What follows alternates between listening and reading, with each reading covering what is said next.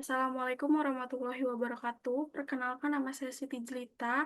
Di sini saya sebagai perwakilan dari Asisten Laboratorium RSK dan ingin menjelaskan terkait pengolahan data di modul 3 untuk praktikum ergonomi 1. Di sini kita akan menghitung mulai dari uji keseragaman data, uji kecukupan, serta uji normal data. Dan juga terdapat perhitungan waktu mulai dari waktu siklus, waktu normal, dan juga waktu baku. Nah, pertama-tama kalian harus menginput terlebih dahulu jumlah total data dari setiap satu kali perakitan. Ini taruh di kolom XI untuk 30 data tersebut. Setelah itu kita akan menghitung kuadrat XI-nya dengan rumus sama dengan D3 atau XI-nya dipangkatkan 2. Setelah itu kalian bisa autofill ataupun kalian drag langsung ke bawah. Nah, setelah itu kita akan menghitung nilai rata-rata atau average dari data XI-nya. Menggunakan rumus sama dengan average XI. Nah, di sini kalian harus kunci kolomnya terlebih dahulu, kunci kanan kiri untuk ketika nantinya di drag itu si datanya itu tidak geser atau tidak berubah. Nah, caranya kalian tinggal tekan Fn, F4 ataupun F4 tergantung device yang kalian gunakan. Ini ketika kalian drag, ini stay. Nah, lalu setelah itu kita akan mengurangi antara XI dengan X bar ataupun rata-ratanya. XI dikurang X bar. Ini tinggal kalian drag atau autofill. Setelah itu kita akan mengkuadratkan XI dikurang X bar pangkat 2. Setelah itu kita akan menghitung standar deviasinya dengan rumus sama dengan STDEV, buka kurung, nilai XI-nya. Dan ini kalian kunci lagi, Fn F4, buka kurung, oke, kalian drag. Setelah itu untuk menghitung batas kendali atas dan batas kendali bawah, kita sama dengan nilai X barnya ditambah buka kurung 2 dikalikan dengan standar deviasinya. Yang tinggal drag aja. Nah, untuk BKB atau batas kendali bawahnya juga sama, tetapi dia dikurang. Jadi X bar dikurang buka kurung 2 dikali dengan standar deviasi.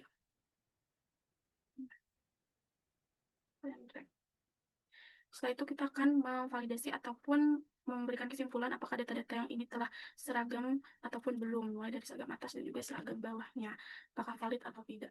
Sini menggunakan rumus sama dengan if buka kurung XI-nya lebih kurang dari sama dengan BKA batas kendali atas, koma if valid,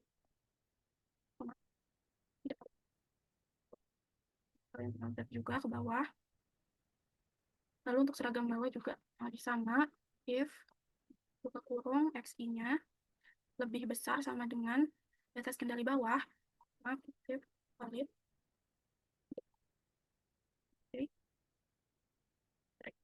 Nah, ini untuk uji keseragamannya setelah datanya itu dinyatakan valid seluruhnya. Setelah itu kita akan lanjut ke uji kecukupan data. Yang pertama-tama di sini kita akan memasukkan nilai N-nya terlebih dahulu ataupun jumlah datanya itu 30. Lalu kita akan hitung jumlah XI sama dengan sum jumlah XI, kita drag aja. Lalu jumlah XI kuadrat. Sum. Lalu jumlah XI dikuadratkan. Jumlah XI. Terus kita ikutin rumusnya aja. Di sini ada N 30 dikali dengan jumlah XI kuadrat. Sorry, ini kita buka kurung, tutup kurung dulu. Lalu kita kurang dengan jumlah XI dikuadratkan ini. Nah, lalu hasil dari ini kita akarkan menggunakan rumus SQRT. Lalu kita kali 40. Oke, setelah itu kita akan bagi terlebih dahulu antara hasil dari 40 kali akar dibagi dengan aksennya. Sorry, kita bagi dengan jumlah XI-nya. Setelah itu kita cari N aksennya dengan mengangkatkan nilai aksen. Angkat. Nah, selanjutnya kita akan menarik kesimpulan apakah data yang ada itu telah cukup atau belum, atau telah diterima atau belum. Nah, menggunakan rumus if, buka kurung, N aksen lebih kecil sama dengan N.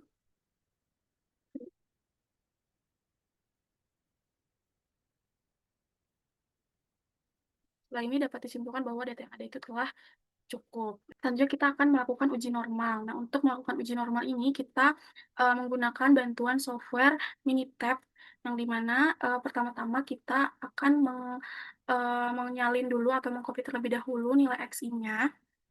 Kalian copy, Ctrl C, lalu kalian pindah ke Minitab.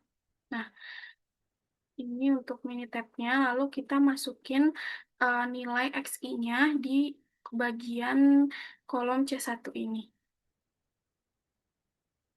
Nah, C1 ini untuk stasiun pertama.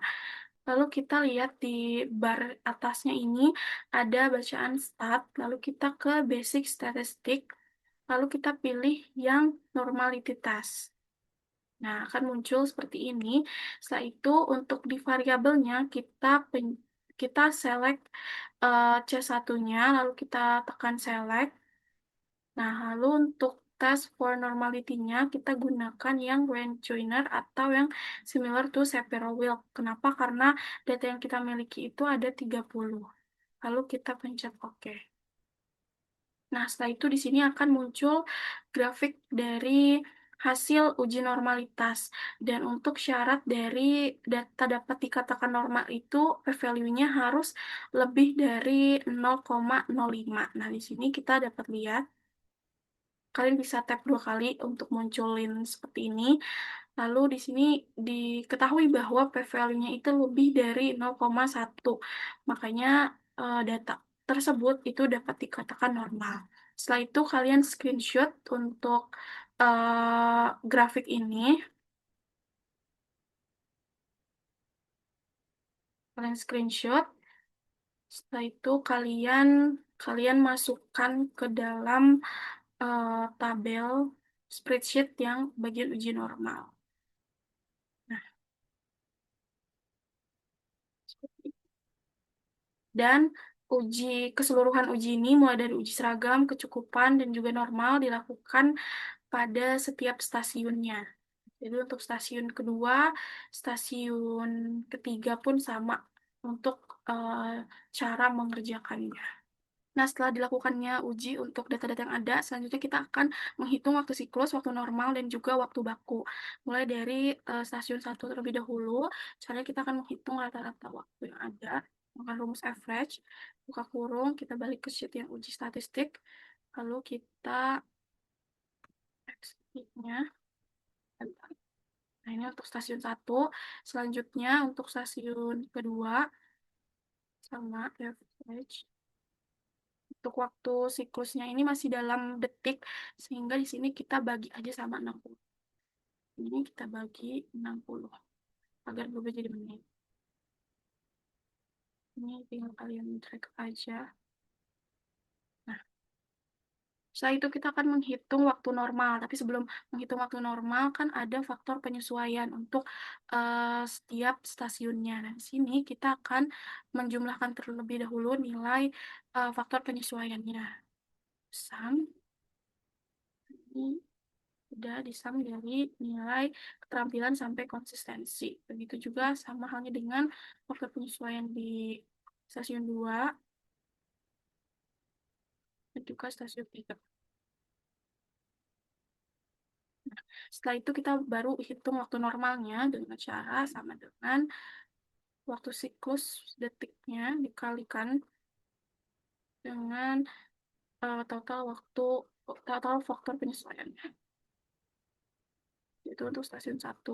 Selanjutnya untuk stasiun 2 juga sama, dikalikan 0,28. Stasiun 3 juga sama, 2,07 dikali dengan 0,18. Oke. Nah, setelah itu kita ubah lagi dari detik ke menit, kita bagi 60. Nah, aja.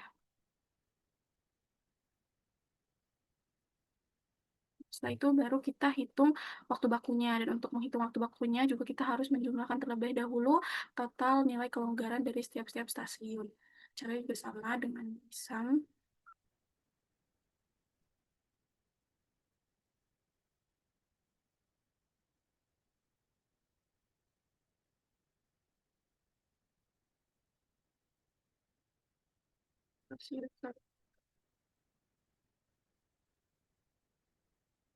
Nah, selanjutnya kita akan menghitung waktu bakunya, yang dimana rumusnya sama dengan waktu normal dalam detik dikali dengan buka kurung 100% dibagi buka kurung 100% dikurang dengan nilai total kelonggarannya berapa persen. Tutup kurung. Lalu untuk stasiun 2 dan juga stasiun 3 sama, bisa kalian copy aja, terus kalian ganti bagian nilai total kelonggarannya.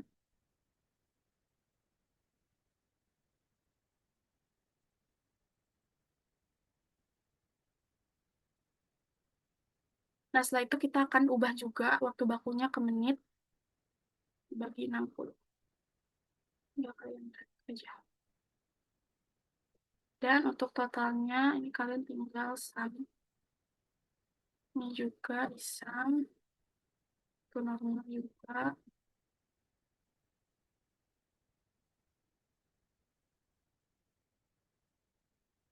Oke, mungkin cukup sekian untuk penjelasan terkait pengolahan data pada modul ketiga. Kurang lebihnya mohon maaf. Terima kasih. Wassalamualaikum warahmatullahi wabarakatuh.